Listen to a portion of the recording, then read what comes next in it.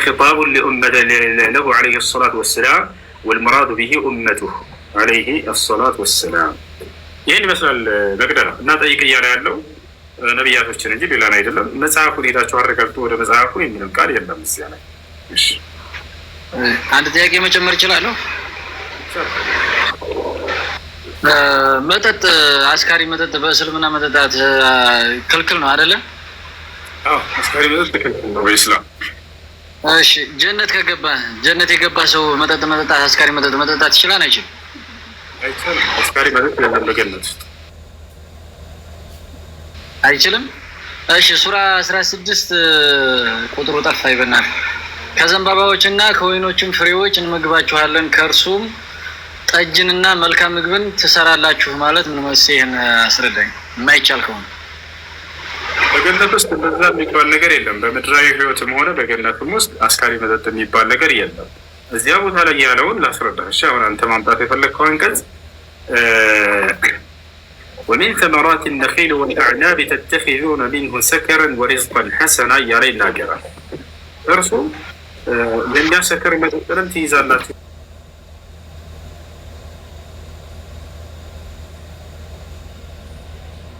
ታደርጉታላችሁ ይላል። ግን ያን ነገር አስካሪ መጠጥን ስሩበትና ጠጡበት እያለ አይደለም። ለምሳሌ አንድ ሰው በዚህ ይሄ ጌሾ አለ፣ ጌሾን ለምሳሌ ለአስካሪ መጠጥም ልትጠቀሙበት ትችላላችሁ፣ ለፍየሎቻችሁም ልታበሉት ትችላላችሁ ብሎ ዘረዘረ። ይሄን ነገር ለአስካሪ መጠጥ ስሩበትና ጠጡበት እያለ ነው ወይ? አይደለም በፍጹም። ነገር ግን ሰዎች የሚገለገሉበትን አገልግሎት እየተናገረ ነው።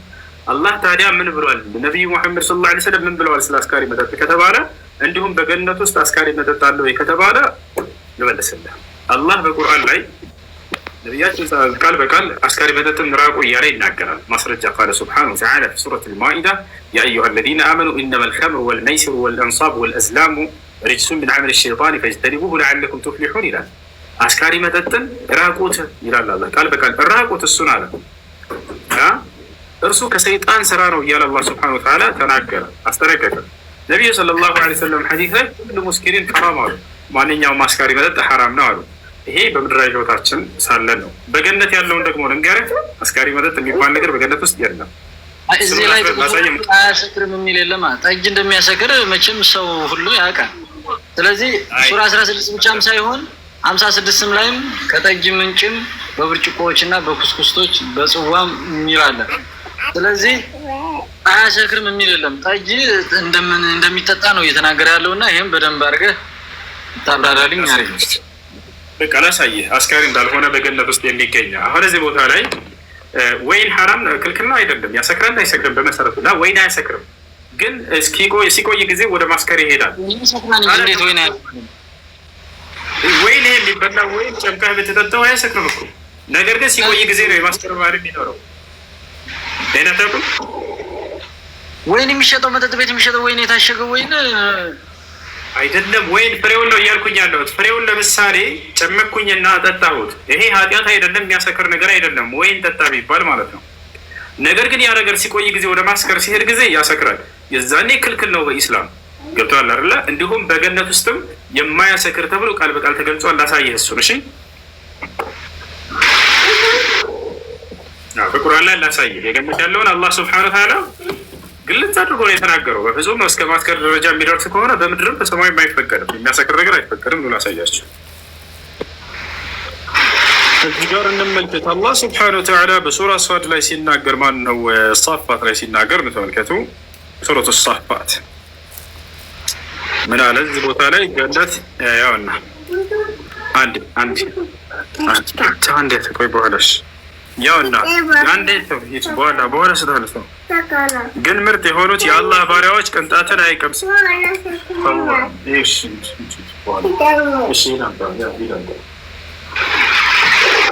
ይህ ልጅ ማስከር ያስተዋል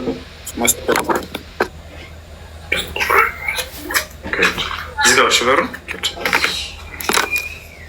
እሺ ያውና ተከታተል። የገነት ያለውን አስካሪ እንዳልሆነ የሰዎችን አእምሮ የሚያዞር እንዳልሆነ ቃል በቃል ተገልጿል። ምን ይላል አላህ? ኢላ ዒባደላህ አልሙኽለሲን ይላል። ግን ምርጥ የሆኑት የአላህ ባሮች ቅጣትን አይቀምሱም አለ። ቅጣትን አይቀምሱም ካለ በኋላ እነዚያ ለእነርሱ የታወቀ ሲሳይ አላቸው አለ። ፍራፍሬዎች አሏቸው፣ እነርሱም የተከበሩ ናቸው አለ።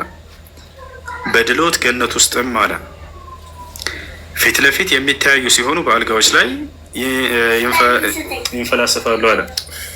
በኋላ ቆይ አንድ ልጨርስ እሺ። ከዚያ ቀጥሎ ምን አለ? አሁን በደንብ አዳምጥ። ከሚመነጭ ወይን ጠጅ በያዘ ብርጭቆ በእነርሱ ላይ ይዞርባቸዋል አለ። አሁን ይሄንን ወይኑን ሲገልጸው አላህ ባህሪውን ምን አለ? ነጭ ለጠጪዎች ጣፋጭ ሆነች አለ። ከዚያስ በእርሷ አለ በእንትኗ በወይኗ በእርሷ ውስጥም ምታት የሌለባት እነርሱም ከእርሷ የሚሰክሩ አይደሉም ማለት። አየህ ወንዴ የሚሰክሩ አይደሉም ማለት ወንድ አየህ? አዎ። እና የሚያሰክር አይደለም ብሎ ቃል በቃል አላህ ሱብሓነሁ ወተዓላ ተናግሯል። ያ ነው። እና እስከ ማስከር ደረጃ የሚደርስ ከሆነ ዛኔ በምድርም በሰማይ የሚፈቀር ነገር አይደለም። ነገር ግን ሳያሰክር በፊት ወዲያው ወይኑ እንደተቆረጠ ሰውየው ምድር ላይ ራሱ ቢጠጣው ያን እስካላሰከረ ድረስ ወይን ኃጢአት የሆነ ነገር አይደለም። በሰማይም ላይ ያለውን አላህ ግልጽ አድርጎ ሲናገር የሚያሰክር አይደለም ብሎ ቃል በቃል ተናግሯል። እሱ ይሄ ነው። ነገር ግን እንደ መጽሐፍ ቅዱስ ወይን አስካሪ ነው አይደለ? ጥያቄን አልጨረስኩም። አንድ ጥያቄ ለመጨረሻ ጊዜ አንድ ጥያቄ ልጠይቅ። እሺ ቀጥል። እሺ መጨረሻ ነው። ያው አሁን ተቀብያለሁ። እሺ በሱራ 5 ቁጥር 51 ላይ እናንተ ያመናችሁ አይሁዶችና ክርስቲያኖችን ረዳት አድርጋችሁ አትያዙ ይላል። እቺን ነገር እንዴት አድርገህ ለምሳሌ አሁን ይሄ ማለት ምን ማለት ነው? እንዴት አብረህ መኖር ይቻላል? ጓደኝነት ለምሳሌ ጎረቤቶቻችን፣ ዘመዶቻችን ያው እኔም ወደ ራያ አካባቢ ስለሆነ ሀገሬ አብዛኛው ሙስሊም ክርስቲያኑ ተከባብሮ የሚኖርበት አካባቢ ነውና እናንተ ያመናችሁ አይሁዶችና ክርስቲያኖችን ረዳት አድርጋችሁ አትያዙ ሲል ምን ማለት ነው? እንዴት ሊሆን ይችላል? እንዴት አብረህ ላትኖር ትችላለህ? እቺን አብራርተህ እስኪ መልስ።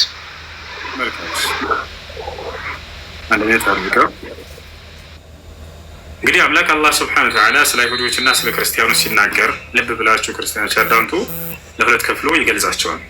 አንደኛ መልካም የሆኑ የአይሁድና የክርስቲያን አይነቶች አሉ። ሁለተኛ ደግሞ መጥፎ የሆኑ ያ ማለት ጦርነትንና ጸብን የሚፈልጉ ይሆናሉ። የመጀመሪያዎቹ ደግሞ ምንም አይነት ጸብን አጫሪ ያልሆኑ ሰላማዊ ህይወትን የሚኖሩ አሉ። እነዚህ ሰላማዊ የሆኑትን የሚናገርበት አንቀጽ አላህ ሱብሓነሁ ወተዓላ አብሏቸው፣ አጠጧቸው፣ እርዷቸው፣ አግዟቸው፣ መልካም አሉላቸው፣ ክፉ እንዳታደርጉባቸው ብሎ በርካታ ቦታ ላይ ተናግሯል። አሁን ግን ያመጣኸው እንደዚህ አሁን የተናገርከው አንቀጽ ምንድን ነው ከተባለ ክፉ የሆኑት ከአይሁድና የክርስቲያን አይነቶች ክፋትን በአማኞች ላይ ለማድረግ የሚያስቡና የሚያሴሩ አካሎችን በተመለከተ ነው። ሁለቱን በአንድ አይን ማየት ይሄ ፍትህ አይደለም። ገብቶሃል አይደለ? ሁለቱን በአንድ አይን ማየት ፍትህ አይደለም። ስለዚህ ሰላማዊ እዚህ ጋር ጥያቄ አለ። ጥያቄ አሁን ያነሳው ጋር ማለት ነው። ወንድ አዳም በዚሁ ላይ ነው ሀሳቤ፣ በዚሁ ላይ ነው። አብረን እንድትመልሰው ነው ጊዜ እንዳይወስድልን። አይሽ እና መጥፎ ክርስቲያኖችና አይሁዶች መጥፎዎቹን ብለሃል አይደል? እነሱን አጋራት አድርጉ። መጥፎ ማንም ሰው አጋር ማድረግ አይፈልግም። እስልምና ብቻ ሳይሆን ሌላውም እምነት መጥፎ የሆኑ ሰዎችን አስማች አስፖስብል እንዲመለሱ አድርጉ ነው የሚለው። እነኚህን ሰዎች እንዲመለሱ ማድረግ ነው ወይስ አጋር አለማድረግ ነው የሚሻለው? አንድ ጥያቄ። ሁለተኛ እነሱን ስለመሆኑስ ብትጠቅስ እዚህ ቁርአን ላይ ወይም ደግሞ ሀዲስ ላይ ካለ እነሱን ስለመሆኑ መጥፎዎቹን ስለመሆኑ ደጎቹ እንዳልከው ደጎቹ ያው ቁርአን ላይ ብዙ ጊዜ እንትን ስለምንል እናውቃለን። ግን መጥፎዎቹ እነሱ ናቸው ወይ ክርስቲያንና አይሁዶች ናቸው? እነኚህ ናቸው ክርስቲያንና አይሁዶች። መጥፎዎቹ ክርስቲያንና አይሁዶችን አጋራት አድርጉ የሚል ካለ አብረህ አብራራ እና አንተን ብጠቅስ መረጃ ብጠቅስ። እሺ መልካም ቃል በቃል አወጣለሁ፣ አሳያለሁ። አላህ ለሁለት ከፍሎ ያቸዋል። ክፉዎች አሉ፣ መልካሞች አሉ። ገብታችኋል አይደል? ለየቱ ጋር ከተባለ ሱራ ሙምተሒና ላይ ሁለተኛው ገጽ ላይ አላህ ገልጿቸዋል ለሁለት እንደሚከፈሉ ማለት ነው። ምን ያህል መሰለህ?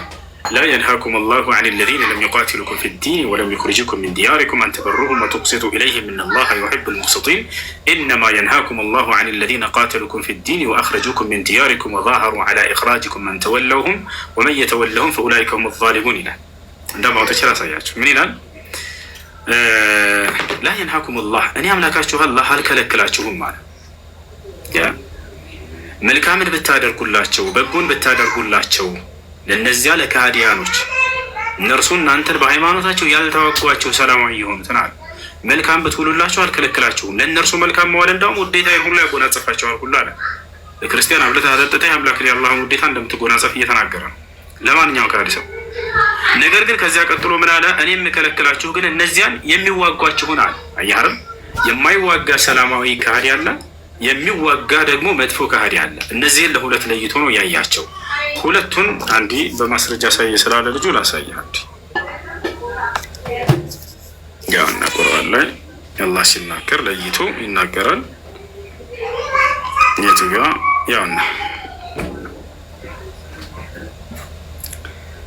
ምን ይላል? ቁጥር 8 ላይ በደንብ ተመልከት።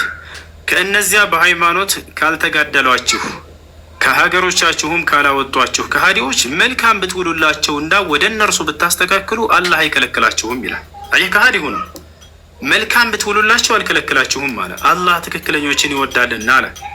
አየህ ነገር ግን ሁለተኛዎቹ ላይ ሲናገር ምን አለ? ለሁለተኛ ከፍሎ ሲያቸው አላህ የሚከለክላችሁ ከእነዚያ በሃይማኖት ከተጋደሏችሁ ከቤተሰቦቻችሁም ካወጧችሁ እናንተንም በማውጣት ላይ ከረዱት ከሃዲዎች እንዳትወዳጇቸው ብቻ ነው አለ።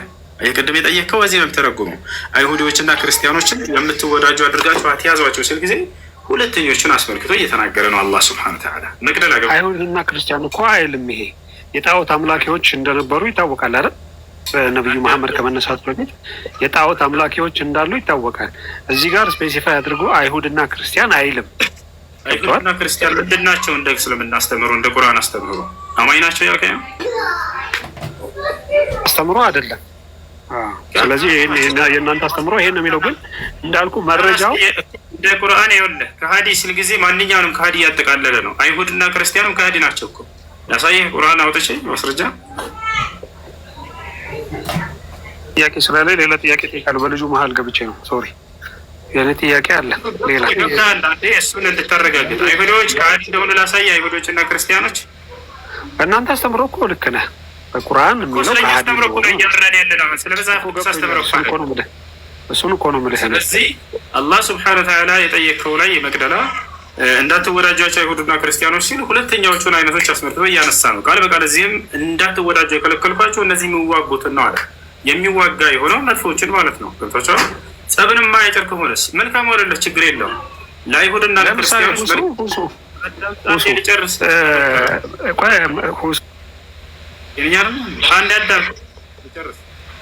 ነገር ግን ለሌላ ሰላማዊ የሆኑትን የሌላ እምነት ተከታዮች ከሃዲያኖች ብታበሏቸው፣ ብታጠጧቸው፣ መልካም ብትውሉላቸው አላህ ሱብሓነሁ ወተዓላ እንዳውም ይሄን ነገር ይመክራል፣ አድርጉላቸው ይላል። በሌላ ቦታ ላይ በሱረቱል ማኢዳ ላይ ወጠዓሙኩም ሒሉን ለሁም ይላል። የእናንተ ምግብ ለእነርሱ ተፈቅዷል እና ብሏቸው እያለ እናንተ ችግር የለውም። ይህን ይመስላል። እሺ ጥያቄ ካላቸው መቀጠል ትችላላችሁ። እዚህ ጋር ማለት ነው በቁርአን አስተምሮ አይሁድና ክርስቲያንን ስፔሲፋይ አድርጎ ገልጿቸዋል ከሃዲ እንደሆኑ ማለት ነው። ነገር ግን ሌሎች ከሃዲዎችም አሉ። ለምንድን ነው እነኛም መጥቀስ ያልቻለው? ስላላወቃቸው ነው ቁርአኑ። ለምሳሌ ጣዖት አምላኪዎች አሉ፣ ቡድሂስቶች አሉ፣ ሼንቶይዝም ቡድሂዝም የሚባሉ ምስራቅ ላይ ፋር ኢስት ላይ ያሉ ሃይማኖቶች አሉ። ለምንድን ነው እነሱ መጥቀስ ያልቻለው? ለምንድን ነው በአይሁድና በክርስቲያን ብቻ ስፔሲፋይ የሆነው? እነዚህ በነቢያት ትምህርት ላይ ስለተንጠለጠሉ አይሁድና ክርስቲያኖች አይሁዶችን ከሙሴ በኩል የመጣ ነው አሉ። ልክ እንዲሁ ደግሞ ክርስቲያኖች ከመሲሁ በኩል የመጣ ነው አሉ። አላህ ለእነዚህ ላይ ትኩረት ያደረገላቸው በጣም ስለሚያዝንላቸው በነቢያት ትምህርት ስለተሸወዱ ነው በአባቶቻቸው። እዚህም ነው አላህ ነቢያትን ሲያስነሳ ጊዜ ማን ነው ነቢዩ ሙሐመድን ሰለላሁ ዐለይሂ ወሰለም ሲያስነሳ እናንተ የመጽሐፉ ሰዎች ነን የምትሉ ሆይ ያው እና ነቢዩ ሙሐመድን የላኩት ለእናንተም ጭምር ነው እያለ እነርሱንም ነጥሎ ብዙ ቦታ የሚናገራቸው ለዚህ ነው። ከሌላው የተሻሉ ናቸው። ምክንያቱም እነርሱ የአብርሃም የኢስሐቅ የያዕቁብን አምላክ ይፈልጋሉ። እነዚያ ግን ቡድሂዝሞች፣ ሂንዱይዝም የምንላቸው አካሎች እነዚህን የሚፈልጉና የሚያውቁ አይደሉም። በአጠቃላይ ሌሎችን ከሃዲዎች ብሎ ይጠራቸውና እነዚህን ግን ወደ እውነት ይመለሱ ዘንድ ያላቸውንም ከእነርሱ ዘንድ ያሉ እውነታዎችን እያነሳ ወደ እውነቱ ጥሪ ያደርግላቸዋል። ለዚያ ነው። እሺ ሁሱ ከይቅርታ ጋር መሀል ላይ ገብቶብኝ ነው። እሺ ሱራ 2 እነኛ ሰዎች አይደሉ እንዴ? ፈጣሪ ፍጥረት አይደሉ? እነሱ እንዲመለሱ ለምንድን ነው ሱራ ላይ ሳይጠቅስ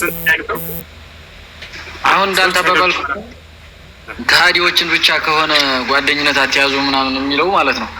አሁን እዚህ ጋር ደግሞ ሱራ 293 ደግሞ ሁከት እስከማይገኝና ሃይማኖት ለአላህ ብቻ እስከሚሆን ድረስ ተጋደሏቸው ይላል። ይሄንስ እንዴት ታየዋለህ? እዚህ ላይ አሁን ማንንም አልነጠለም። ገባህ? በቃ ማንኛውም ከእስልምና ውጭ ያለን ማንኛውም እምነት ተከታይ ቡድሂዝም በለው ክርስቲያን በለው ማንም በለው ተጋደሏቸው ይላል። ይሄንስ እንዴት ትፈታዋለህ? ይሄንስ እሱም ላይ መለስ ብለህ ብታየው የሚጋደሏችሁን ብሎ ገልጿቸዋል። ላሳየህ እዚህ ጋር የለም። እዚህ ጋር ሁከት እስከሚያናዳ ቁጥር ይዘህ ስለመጣህ ነው። ከሱ በፊት ያለው ሌላ ጥያቄ አለኝ። አዲስ ጥያቄ እሺ፣ አንዴ ለሱ ልንገርህ። ከእርሱ በፊት 192 መለስ ብለህ ብታየው ወቃቲሉ ፊ ሰቢልላህ الذين يقاتلونكم ይላል። እነዚያን የሚጋደሏችሁን ተጋደሏቸው ይላል። ሰላማዊ ከሆነ ግን ጫፉ አይነካም። ሊጋደል የመጣ ከሆነ እዛው ያለ ላሳይ ችግር የለም። እዛው ሱራ 293 እስከ 92 ካልከ ላሳይ። አሁን የተናገርኩት ቁጥር ላይ እዛው ላይ 192 ላይ መለስ ነው። እዛው ታገኘዋለህ። ላሳይ 192 እሺ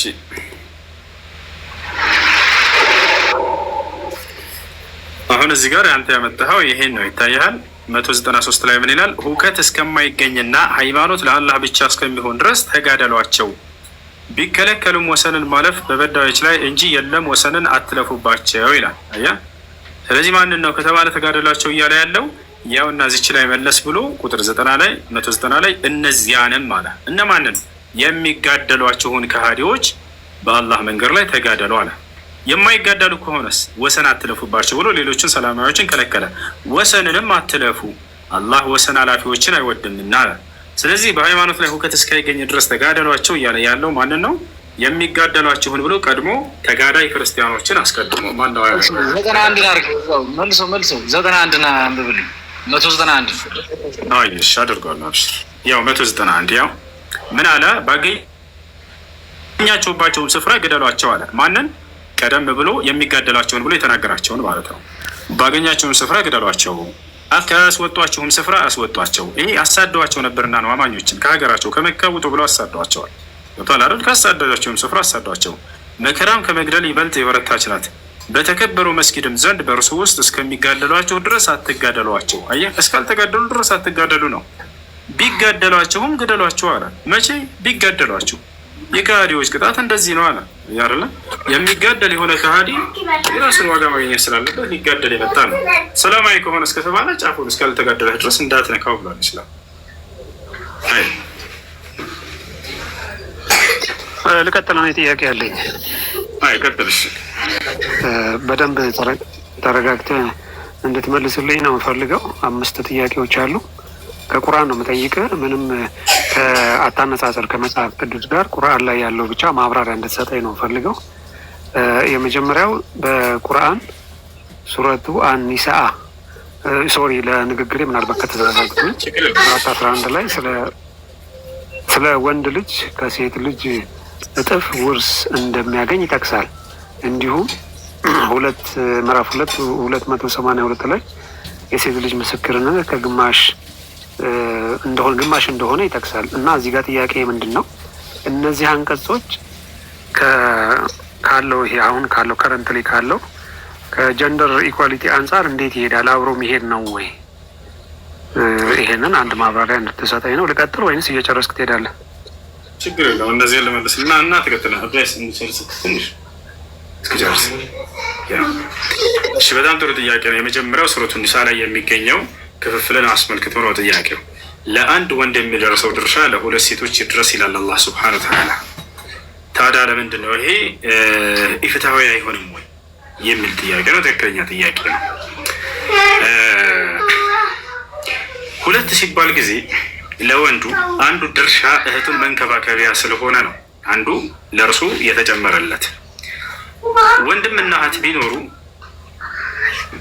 ወንድም እህቱን ከእናትና ከአባቱ በኋላ እንደ እናትና እንደ አባት ሆኖ የመንከባከብ ኃላፊነትና ተጥሎበታል በእስልምና። እህት ግን አልተጣለባትም።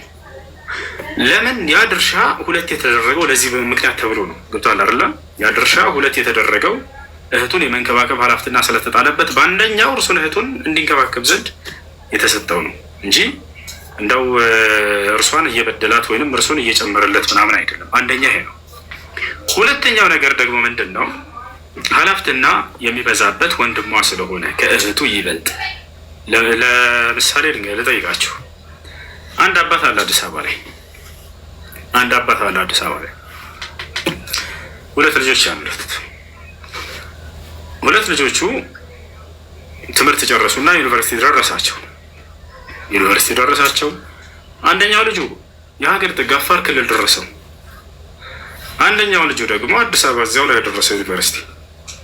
ወጭ ሲሰጣቸው ጊዜ እኩል ነው የሚሰጣቸው ወይንስ ሩቅ ለሆነው አብዝቶ ነው የሚሰጠው? ወይንስ እንዲሁም ደግሞ ቅርብ ለሆነው አሳንሶ ነው የሚሰጠው? በዚህ ጊዜ አባት ያለምንም ጥርጥር ሩቅ ለሆነው ከፍ አድርጎ ነው የሚሰጠው፣ ቅርብ ለሆነው ደግሞ ትንሽ ነው የሚሰጠው። በዚህ ጊዜ ፍትህ አላደረግክም አባታችን፣ ተሳስተሃል፣ እኩል ነው መስጠት ያለብህ፣ ምክንያቱም ሁለታችንም ልጆችህ ነንና ቢል ይህ ትክክል ነው? ስህተት ነው? ይህ ስህተት ነው። ገብታችኋል አይደል? ይሄ ምን መሰለህ ሁዙ ሶሪ፣ ይሄ ምድራዊ የሆነ ነገር ነው ማለት። ትልቁ ነገር ምንድን ነው? ይሄ ልጅ ከአባቱ ቅርብ ስለሆነ አባቱ ጋር ስላለ አባቱ በቅርብ ስለሚያገኘው ሰፖርት ስለሚያደርገው እሱን ነው ያርብኛል። እሱን ነው እኔም አሁን እንደምትናገረው ልናገረው ነው። ምክንያቱም ወንድ ልጅ በሚያገባ ጊዜ ኃላፊነትና ይሸከማል። ለሚስቱ የሚያወጣው ወጪ አለ፣ ሚስቱን የሚያስተዳድርበት አለ። ገብታችኋል አይደለም? ያ ሁሉ ኃላፊነትና በወንድ ልጅ ላይ ይሆናል። ከዚያ በኋላ ሴት ልጅስ በምታገባ ጊዜ ወጪ ታወጣለች ለባሏ? የምታወጣው ነገር የለም። በምትተዳደር ጊዜ ከባሏ ጋር አግብታ ስትሄድ የዚያ ወንድ ልጅ እህት ለባሏ የምታወጣው ወጪ አለ፣ ለትዳሯ የምትኖርበት የላትም። ገብታችኋል አይደል? ኃላፊነትን ይበልጥ የሚሸከመው ማን ነው? ከወንድምና ከእህት ወንድሟ ነው። ገብታችኋል አይደለም? ያ ነው። እዛ ሲባል እነዚህ ሰዎች ሁለት እጥፍ ተደርጎ ይሰጡ የተባለው ሁለተኛው ከዚህ አንጻር ነው። የመጀመሪያው ምንድን ነው? እንደተናገርኩት እህቱን የመንከባከብ ኃላፊነትና እየተጣለበት ወንድ ልጅ ስለሆነ ነው። ከአባት በኋላ እንደ አባት ሆኖ ለእርሷ ይንከባከብ ዘንድ አላህ ስብሐነሁ ወተዓላ ሁለት እጥፍ አድርጋችሁ ለወንድ ልጅ ስጡት ያለው ከዚህ አንጻር ነው። ሴት ልጅስ ወንድሟን የመንከባከብ ኃላፊነትና አለባት ወይ? ኦኬ እሺ አልክ እንደዛ። አሁን ለምሳሌ ያህል አያምጣውና አንድ ቤተሰብ ውስጥ አባትና እናት በሆነ አደጋ ህይወታቸው አለፈ እንበል። ቤት ውስጥ ያለች ታላቅ ልጅ አለች፣ ትንሽ ህጻናቶች አሉ። ስለዚህ ንብረት የማስተዳደር ማንዴት ለታናናሾቹ ነው የሚሰጠው ወይንስ ለትልቋ ነው የሚሰጠው? አሁን ንብረት ለማስተዳደር ሲባል ጊዜ ምን ለማለት እንደፈለግኩ አልገባህም። ክፍፍል ደረጃ ላይ ደረሱ እነዚህ ሰዎች፣ ክፍፍል ደረጃ ላይ ደረሱ። ለወንዱ ሁለት እጥፍ የሚሰጥበት አላማ ምንድን ነው? ገብቶሃል? ለወንዱ ሁለት ተደርጎ የሚሰጥበት አላማ እህቱን የማስተዳደርና እንትን የማለት ኃላፊነትና ስላለበት ነው። ያ ማለት ግን እንደው በሁልጊዜ ሰውየው የሚያስተዳድራት ሆኖ ይገኛል ወይ? እንደው ሁልጊዜ ከተባለ የማያስተዳድርበት ጊዜ ሊኖር ይችላል። መቼ ከተባለ ለምሳሌ ታላቅ እህት አለች፣ ሀብታም ነች እንበል። ወንድሟ ደግሞ ከቤተሰብ የደረሰችው ትንሽዬ መጠን ልትኖረው ትችላለች። ጭራሽ እንዳውም እህቱ ከእርሱ ሳትቀበል ቅርብ እየልሃለሁ ወንድሜ፣ በቃ አንተ እሷን ተጠቀምባት፣ እኔ ሀብታም ነኝና ጭራሽ እንዳውም እረዳሃለሁ፣ ብታገባ ገንዘብ እሰጥሃለሁ ሁሉ ልትለው ትችላለች። ግን እንደ ህጉ ያ የተደረገበት ምክንያት ምንድን ነው ስላልክ ነው። የተደረገበት ምክንያት ወንድም እህቱን እንደ አባት ሆኖ ይንከባከብና ያስተዳድርበት ዘንድ ነው። ገብቶሃል አይደል? ከዚህ አንጻር ነው አላህ ሱብሓነሁ ወተዓላ ኦልራይት ማለት እኔ ከዚህ ከእንትን አንጻር ከአንተ አንጻር ነው እንጂ አሁን ካለው እንትን አንጻር እኔ ብዙ አላምንበትም። በዚህ ሌላው እዛው ጋር ተያይዞ ከምስክርነት ጋር ያነሳው ጥያቄ አለ። እሱን በዚህ አንጻር አትፈልግም እንጂ መጽሐፍ ቅዱስ ላይ ያነሳለህ መልስጠኝ ልቶ መጽሐፍ ቅዱስ ላይ ውርስ ሴት ልጅ እንደማይገባ ስላሳየ ወንድ ልጅ ከጠየቁ ያለሁት ስለ ቁርአን ነው። ማብራሪያ ችግር የለው በቃ መልስልሃለሁኝ። ግን ክርስቲያኖች እንዲረዱት ዘንድ አንተን አሁን አይደለም እነሱ እኔ እየተናገርኩ ያለሁት መጀመሪያም ነግሬሃለሁ እንትን እንድትሰራ አይደለም። ስለዚህ ቁርአን ላይ ስላለው ማብራሪያ ነው ፈልገው የኔን ጥያቄዎች ክሊር ያዳምጥ። ይሄ እናንተን አለመቀበል እንትን ስላልክ በመጽሐፍህ ላይ ምን እንደሆነ ደግሞ ልንገራቸው ለነሱ። ገብቶሃል አይደለ? ሴት ልጅና ወንድ ልጅ በመጽሐፍ ቅዱስ ሁሱ አዳምጠኝ። ሁሱ ሶሪ እምነቴን አልነገርኩም እኔ አይደል? በቃ እምነትን ካልነገርክ ታዲያ ብናገር ምንድን ነው ቅር የሚያስቀር? ስለዚህ እኔ ማብራሪያ እየጠየቁህ ነው አንተን ማለት ነው። እነሱንም እኮ ጠይቃለሁ። መጽሐፍ ቅዱስ ላይ የሚሰሩ ልጅ ሰዎችንም ማብራሪያ ጠይቃለሁ፣ አንተንም ማብራሪያ ጠይቃለሁ። እሺ። እና ስለ እንትኑም ደግሞ ንገረን፣ ስለ ምስክርነቱ ማለት ነው። እሺ። ወንድ ልጅ ለምንድን ነው የሴት ልጅ ምስክርነት ከወንድ ልጅ የሚያንሰው? ይሄ ያስኬዳል ወይ? በጣም ጥሩ። ይሄ በሁል ጊዜ አይደለም። በነገራችን ላይ በሁል ጊዜ ማንኛውም ምስክር ቦታ ላይ ወንድ ልጅ ሁለት ምስክር ማነው አንድ ምስክር ከሴት ሁለት ይሁን የተባለው በሁል ጊዜ አይደለም፣ በአንዲት ጉዳይ ብቻ ነው። መቼ ከተባለ በገንዘብ በምትበዳደሩ ጊዜ። ለምሳሌ አንተ ለሆነ ሰው ገንዘብ ስታበድር ጊዜ ምስክሮችን አድርጓል አላህ ሱብሓነሁ ወተዓላ። በዚህ ጊዜ ከወንድ ሁለት ምስክርን አስመስክሩ፣ ከሴቶችም ልክ እንዲሁ። ነገር ግን ከወንድ አንድ ምስክር ከሆነ የተገኘው ከሴቶች ሁለት አድርጉና አስመስክሩ እያለ ተናገረ። ይወጣቸዋል። ይሄ በሁል ጊዜ ምስክር ላይ ነው ወይ? አይደለም። በዚች በገንዘብ ብድድር ላይ ብቻ ነው። ይህን ደግሞ አሁን አብዛኛው ሰውን ብድር ሲበዳደር ሉ ምስክሮች እያለ የሚጠራበት ጊዜ እንኳን አይደለም። እና ቢሆን እንኳን እናደርጋለን ካሉ ሰዎች በገንዘብ ብድድር ጊዜ ብቻ ነው ይሄን ያደረገው። ማስረጃ እያለ ነው ታዘብ የሚል ልጅ አሳያለሁ፣ ያወጣልሃለሁ። ታዲያ ግን ለምንድን ነው ከተባለ አንዷ ብትረሳ ሌላኛዋ እንድታስታውሳት አለ። ሌላ ነገር አይደለም። ምክንያቱ ምንድን ነው? አንዷ ብትረሳ ሌላኛዋ እንድታስታውሳት አለ። ስለዚህ ምክንያቱ ያ እንጂ ሌላ ነገር አይደለም። ማስረጃ ላሳያችሁ።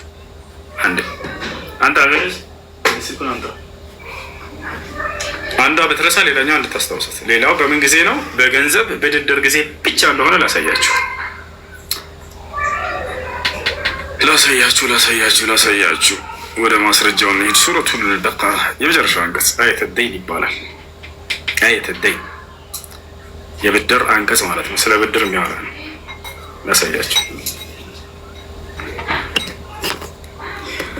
ያውና ተመልከቱ።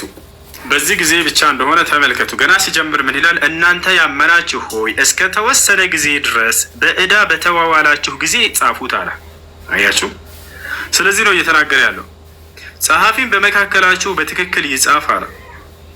እሺ ወንዱ አይረሳም ወይ? ይረሳል። እርሱም ወንድም ራሱ ሁለት ይሁን ተብሏል እኮ። ወንድም ራሱ ሁለት ይሁን ተብሏል። አሳያለን። ወንድም ራሱ ሁለት ምስክር ያስፈልጋል። ረካል ተገኛለና አላህ ሱብሓነሁ ወተዓላ ከዚያ በኋላ ተናገረ። አሁን እንቀጥል። በተወሰነ ጊዜ በዕዳ በተዋላችሁ ጊዜ ጻፉት። ጸሐፊም በመካከላችሁ በትክክል ይጻፍ። ጸሐፊም አላህ እንዳሳውቀው መጽሐፉን እምቢ አይበል ይጻፍም አለ። ያም በእርሱ ላይ ዕዳው ያለበት ሰው በቃሉ ያስጽፍ፣ በቃሉ ያስጽፍ። አላህንም ጌታውን ይፍራ፣ ከእርሱም ካለበት ዕዳ ምንንም አያጉድል። ያም በእርሱ ላይ ዕዳው ያለበት ቂል ወይንም ደካማ አለ ወይንም በቃሉ ማስጻፍን የማይችል ቢሆን ዋቢው በትክክል ያስጽፍለት፣ ተወካዩ ማለት ነው። ከወንዶቻችሁም ሁለት ምስክሮችን አስመስክሩ አለ። ተመልከቱ አይደል? አያችሁ፣ ወንድ ራሱ ሁለት ምስክር አለ አላህ ሱብሓነሁ ወተዓላ። ያ ነው። ከወንዶቻችሁም ሁለት ምስክርን አስመስክሩ። ሁለት ወንዶች ባይገኙ ከምስክሮቻችሁ ሲሆኑ ከምትወዷቸው የሆኑ አንድ ወንድንና አንደኛዋ ስትረሳ አንደኛይቱ ሌላዋን እንድታስታውሳት ዘንድ ሁለት ሴቶች ይመስክሩ አለ አይደለ? ስለዚህ አንደኛ ይህ እየተነገረ ያለው ምስክር ሲባል ጊዜ እንደው በምስክር ጊዜ ሲባል ስተትለው በሁሉ ምስክር ጊዜ ለማለት አይደለም። አይረሳም ማለት ነው። ሁለት የሆነበት ምክንያት ወንዱ አይረሳም ነው። በዚህ አካሄድ እሱ መርሳት አይችልም። ሴቶች ይረሳሉ። ሴቷ ስትረሳ እንድታስታውሳት አልክ። ወንዱ አይረሳም ማለት ነው። አይረሳም አላለም። መቼ አለ? ወንዱ አይረሳም ያለበት ቦታ የለም እኮ። እኔ እኮ እንድታብራራልኝ ነው። እሱማ አላለም። አይረሳም ብሎ የተናገረበት አንድ እስኪ ሄሎ፣ አቤት፣ ደህና ነኝ። እንዴት ነሽ?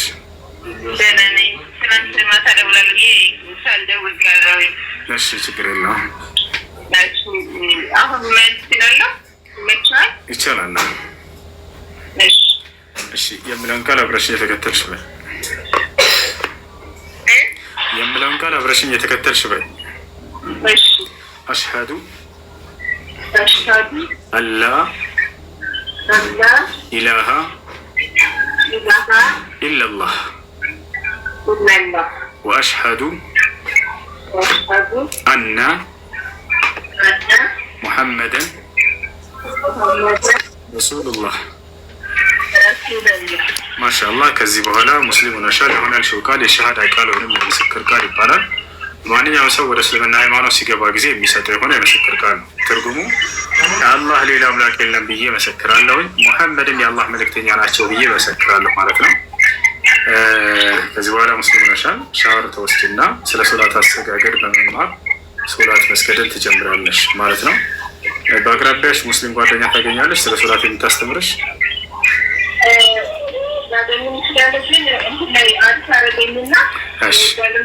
እሺ ግሩፕ ችግር የለው እንዳስገቡሽ እነግራቸዋለሁ። በዚህ ቁጥር ትጠቀሚያለሽ ቴሌግራም?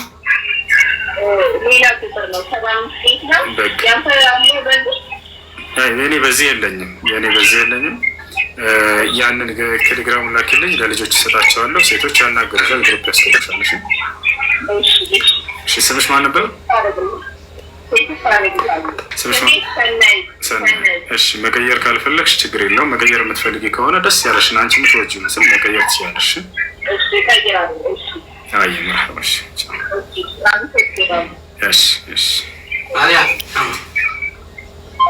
ወደ ሁለተኛው ጥያቄ ሄድልህ። እሱን መለፈውና ሁለተኛው ላይ ሳሂህ ሙስሊም ሐዲስ ቁጥር 279 ውሻ በእቃ ውስጥ ቢልስ 7 ጊዜ እንዲታጠብ ይጠቅሳል። እንዲታጠብ ማለት ነው እቃው። ነገር ግን በቁርአን 5:4 ላይ የአንድ ውሾች የያዙትን ምግብ ወይም አንድ ሐላል መሆኑን ይጠቅሳል። ይሄ ሁለቱ ፓራዶክስ አይሆንም? እሱ በእርሱ አይጋጭም? ምን አልከኝ? እንደገማ በሳሂህ ሙስሊም ሐዲስ ቁጥር 279 ላይ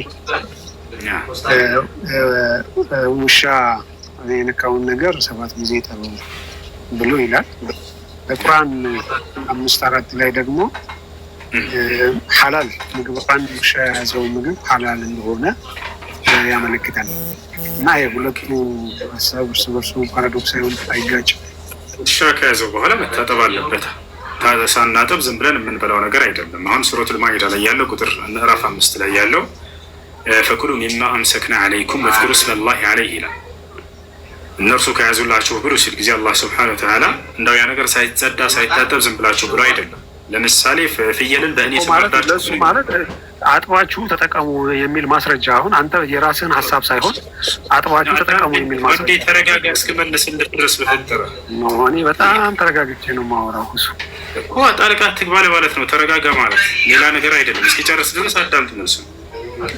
አላህ ፍየልን አርዳችሁ ብሉ ይላል። ኦኬ ከነ ደሙ ሳታጥቡ ምናምን ነው የምንበላው ወይንስ እጠቡ ብሎ የግዴታ መናገር አለበት ደግሞ? ላ ይሄን መናገር አይጠበቅበትም። ገብቶሃል አይደል? ያው ውሻ ከያዘው በኋላ ይመጣል። እንደገና ያንን አጽድተን ነው የምንበላው። አጽድታችሁ የሚል አለ ወይ ነው? ያ መጠቀስ አይጠበቅበትም። በሬ አርዳችሁ ብሎ አለ አንድ ሰው መጥቶ ወይንም አላህ ሱብሓነሁ ወተዓላ አለ ኦኬ ሳይታጠብ ዝም አጥባችሁ ብሉ የሚለውን ማስረጃ ስጠኝ። ካልሆነ እጠቡ የሚል የለም። በሬን ደግሞ ዝም ብላችሁ ብሉ እንደዛ አይደለም። አይደል? አንድ ነገር ሲበላ አላህ ሱብሓነሁ ወተዓላ ካረድን በኋላ ያንን ማጽዳትና ማጠብ እንዳለብን ደግሞ መኖሩን እንዳው አሳየኝ። ያንን ቃል ችግር የለውም። አላህ ቃል በቃል በቁርአን ላይ ሑሪመት ዐለይኩም አደም ይላል። ደም በእናንተ ላይ እርም ተደረገ ይላል። ስለዚህ ያ ደሙ መወገድ አለበት ማለት ነው። ይሄ በቁርአን ላይ ተናግሮታል ሁላ ዶታ ያ እሺ። ሌላው ልቀጥልና ስለ ሃይማኖት ነው። በቁርአን 200 አሁን እዛም ላይ ላሳየህ። እሺ እዛም ላይ ሌላም ልድገምልህ። ውሻ ቢነካው ያንን ነገር አጥበን መብላት እንዳለብን አጥባችሁ ብሎ ያለበት ቦታ ከተባለ አሁንም ራሱ ነቢያችን ሰለላሁ ዐለይሂ ወሰለም ሐዲስ ላይ ኢዛ ወለገ ልከልቡ ፊ ኢናኢ አሐዲኩም ፈግሲሉ ሰብዐን አሉ። ውሻ በሆነ ነገር ላይ ልጋጉን ለሀጭን ቢያስነካባችሁ 7 ጊዜ እጠቡት አሉ። ስለዚህ ያ ውሻ የነካውን ስጋ ማጠብ እንዳለብን ቃል በቃል ራሱ ነብዩ ሰለላሁ ዐለይሂ ወሰለም ያንን ተናግረዋል። አይ እሱንም ማዚ ጠቅሼልሃለሁ። ልክ ነህ። 7 ጊዜ አጥባችሁ ተጠቀሙ የሚል ነገር ተጠቅሷል። ስለዚህ ያኛው በዚህ እሱት የመታውን ነገር አጥበን እንደምንበላ ሐዲሱ ይተረጉምልሃል ማለት ነው። ሌላው በቁርአን 200 ምዕራፍ 2 256 ላይ በሃይማኖት ግዴታ የለም፣ ነገር ግን በሳሂህ አልቡኻሪ 3017 ሃይማኖት የቀየረ ግደሉት የሚል ሐዲስ አለ። ይሄ እንዴት ነው ማለት አብሮ ያኗኑራል ያስኬዳል? እሺ ሁለቱ ይጋጫሉ ወይ ነው ጥያቄ? ኖ ማለት በሃይማኖት ግዴታ የለም ካለ አንድ ሰው ይማመን አለማመን መብቱ ነው፣ ነጻነት ነው። ከፈለክ ታምናለህ፣ ካልፈለክ በሃይማኖት ግዴታ የለም ስላለ ማለት ነው። ነገር ግን ሌላው ቦታ ላይ ደግሞ ሃይማኖትን የቀየረ ሰው ግደሉት የሚል ሀሳብ የያዘ ነገር አለ። ይሄ እርስ በርሱ አይጋጭም? በጣም ጥሩ።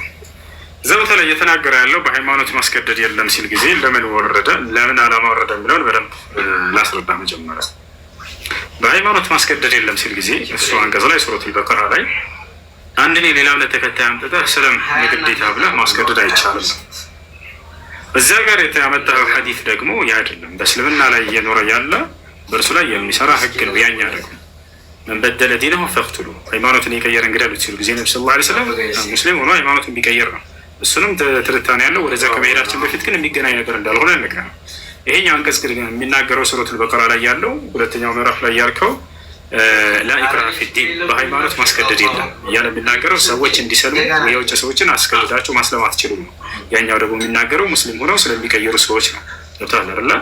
ያ ነው።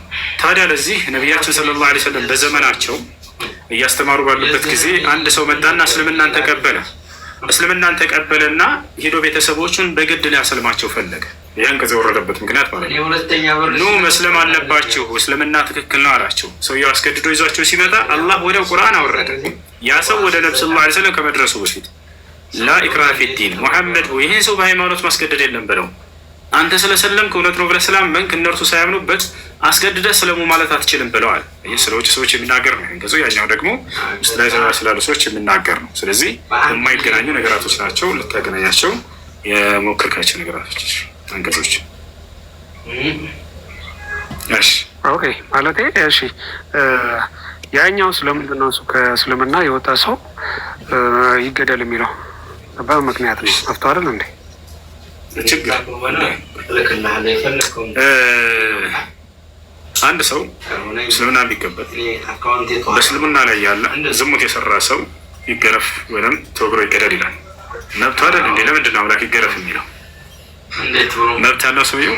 አንድ ሰው ኃጢአትን የመስራት ከፈለገ ዝሙት የመስራት መብት አለው፣ የመስረቅ መብት አለው። ስለዚህ ከሰረቀ ለበል እጅን ቁረጡ ትሉታላችሁ። የመስረቅ መብት አለው እኮ ማለት እንችላለን እንዴ? እንችላለን? አንችልም። ያ ነው። ስለዚህ ከዚያ በላይ ነው ክህደት የሚባለው ነገር ደግሞ ገብቶሃል አይደል? ስለዚህ ከእስልምና የገባ ሰው መውጣት አይችልም ማለት ነው። እኛ ያንን ነገር ሰውየው ሊሰራ ይችላል፣ ዝሙትም ሊሰራ ይችላል፣ ሊሰርቅም ይችላል። ምን ይላል? ነገር ግን ሸሪዓዊ ህግጋቶች ተቀምጠውለታል። ማንኛውም ነገር ሸሪዓዊ ህግጋት ተቀምጦለታል። አይደለም ከእስልምና የወጣ ለሚለው ሀታ እስልምና ላይ ሆኖ እያለ ዝሙት የሰራ ሰው ይገደል ተብሏል እኮ። የመስራት መብት አለው። ለምንድን ነው ይገደል የተባለው? እንደዛ ይሄ የተሳሳተ እሱ ምን መሰለህ፣ ለምሳሌ ይገደል፣ ይወገር፣ የሰረቀ እንደዚህ ያደረገ ወይም ዝሙት የፈጸመ ምናምን የሆነ የጎዳው አካል አለ። ገብተዋል? አሁን ለምሳሌ ሰው ሲሰርቅ ዝም ብሎ ከአየር ላይ ወይም ደግሞ ከሆነ ቦታ ላይ አይደለም የሚሰርቀው፣ ከሰው ነው። ስለዚህ የጎዳው ሰው ስላለ የዛን ሰው ጉዳት ወይም ደግሞ የዛን ሰው በደል የዚህኛው ሰው በሞት ወይም ደግሞ በሆነ ነገር መቀጣት አለበት የሚል አዳምጠኝ። ሀብትን ለመጨመር ብሎ ሊኖር ይችላል እኮ ሳይጎዳ። ያመጣው ምሳሌ ስህተት ነው እኮ ሳይሆን መሰለህ ሰውየው የሆነ ሰው ላይ ብቻ ጉዳት አድርሷል። ስለዚህ ይሄ ህግም የሚለው ነው፣ በህግም መጠየቅ አለበት የሚል ነው። ገብተዋል? የሆነ ሰው ላይ የሆነ አካል ላይ ጉዳት አድርሷል። ቆይ አዳምጠኝ። እኔ የምልህ ዝም ብዬ ለእንትን ያህል ያነሳሁት ነው። የሆነ አካል ላይ ጉዳት ስላደረሰ የዛ ሰው በደል መመለስ ያለበት። እየሰማኸኝ አይደለም? እየሰማሁ ነው። እዛ ሰው ላይ ጉዳት ስላደረሰ የዛ ሰው እንባ፣ የዛ ሰው ደም፣ የዛ ሰው ላም መመለስ አለበት። ገብቶሃል? ግን ሃይማኖትህን ስትቀይር እኔ ብቻ ብዙ አላምንበትም። ሃይማኖትህን ስትቀይር የምትገደልበት ምንም ግራውንድ ይኖራል ብዬ አላስብም። ይሄ ማለት ሰው የሰውን ፕራይቬሲ ወይም ደግሞ የሰው መጀመሪያ ላይ የተጠቀሰው ግዴታ የለበትም ከሚለው ሀሳብ ጋር ይጋጫል። ነጻነት፣ ሰው በነጻነት እንዲንቀሳቀስ ነጻ ሀሳቡን በአግባቡ እንዲገልጽ። ስለዚህ በነጻነት ሰውየው ዝሙት ቢሰራም ችግር የለውም፣ ቢሰርቅም ችግር የለውም፣ ሰው ቢገድልም ችግር የለውም ማለት ነው። እሱ አይደለም እሱ ያልኩህ እኮ በነጻነት እሱ ያልኩህ የሆነ አካል ላይ ጉዳት እያደረሰ ነው። ገብቷል። ለምሳሌ እኔ ከአንተ ሰረኩ ደርስ ልጠይቅህ እንድትረዳ። እኔ ሀብታም ነኝ ለምሳሌ ምን ሀብታም ነኝ፣ ግን ሀብቴን ለማካበት ፈለግኩኝ ሳልጎዳ ሳልቸግር ማለት ነው። ሄድኩኝና ከሆነ ሰው ሰረኩኝ። እሺ ብቸገር እሺ ይታረፍ፣ ይሄ ሰውዬ ችግር ስላለበት ምናምን ላ ችግር ሳይኖርብኝ ብሰርቅስ? እንዴ ያኛውን ሰው እኮ እየጎዳህ ነው። ያኛውን ሰውዬ እኮ እዛ ሰውዬ ላይ ጉዳት እያደረስክ እኮ ነው አንተ። ቆየውልህ ኃጢአት ይሄ ስትገድል ጉዳት ሳታደርስ ራሱ በዚያ ነገር ላይ የህግ ይፈጸማል። ለምሳሌ ዝሙት የሚሰራ ሰው ፈቃደኛ ሆና ያችን ሴት ዝሙት ሰራባት፣ ሳትፈልግ ደግሞ አስገድዷት የሚደፍር ፈቃደኛ ዝሙት ታዳምጥም እሱ አንድ ይኸውልህ ለመስፋት ዝግጁ አይደለም። አይሽ ጥያቄ ያለው ክርስቲያን አለ ቆይ ላይ አንድ ልክስ ጀምር። አይሽ የራሳቸውን ዝግጁ አድርጉ ሲጠይቁ ጊዜ ለመስማት እና ለማዳመጥ። ከታች እስካሁን ሲጠይቁ የነበሩ ልጆች እየሰሙ ነበር፣ እያዳመጡ ነበር።